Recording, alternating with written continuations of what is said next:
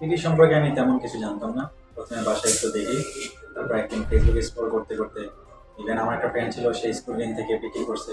ওর মাধ্যমে পিটিতে আসা, এই স্কুলিংয়ে আসা, এখান থেকে এসে মানে স্কুলিংয়ের মাধ্যমে আমি পিটি জার্নিটা শুরু করি আর এখানে শেষ করি। ওভারঅল পিটি জার্নি ভালো ছিল। এখানকার এনভায়রনমেন্ট, টিচার্স সব কিছু ভালো ছিল। ওরা অনেক সাপোর্টিভ ছিল, আমাকে শেষ পর্যন্ত ওরা সাপোর্ট দিচ্ছে। পিটি পড়ার ক্ষেত্রে এখানকার যা পোর্টাল ছিল ওগুলো ইউজ করছি, বা ইভেন ওনারা এখানে কোনো টেমপ্লেট বা কোনো স্ট্রাকচার অনেকগুলো দিছিল, যেগুলো ফলো করছি।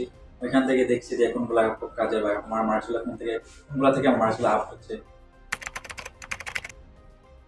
নিজের থেকে স্ট্র্যাটেজি তেমন কিছু অ্যাপ্লাই করা হয় নাই, আমি জাস্ট এখানে স্ট্রাকচারগুলো ফলো করছি। আর এগুলো লেন্দি ভাবে, স্পেশালি কমপ্লেক্সনের যেগুলো ছিল ওইগুলো নিজে থেকে অ্যাপ্লাই করছি। স্কুল ট্রেনের এক্সপিরিয়েন্স খুব ভালো ছিল, কারণ ওনারা সাপোর্টিভ ছিল। শুরু থেকে আমাকে মানে যে কোনো স্টুডেন্টকে ওনারা খুব হেল্প করে। রেজিস্ট্রেশন থেকে শুরু করে এখানকার কোনো প্রবলেম হলে পিসি থেকে শুরু করে ওনারা অনেক হেল্প করে। ইভেন আমাকে হেল্প করছিল, আমি একবার প্রবলেম করছিলাম রেজিস্ট্রেশন থেকে শুরু করে, দেখা গেছে সবগুলো থেকে ওনারা অনেক হেল্প করছে।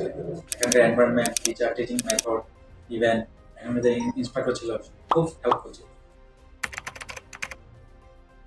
মাস্টার্স প্রোগ্রাম নিঃসন্দেহে আমি স্কুলিংকে রিকমেন্ড করবো। আমার এক্সপিরিয়েন্স থেকে আমি বলতে পারি স্কুলিং একটা নিঃসন্দেহে ভালো একটা প্রতিষ্ঠান সব দিক থেকে।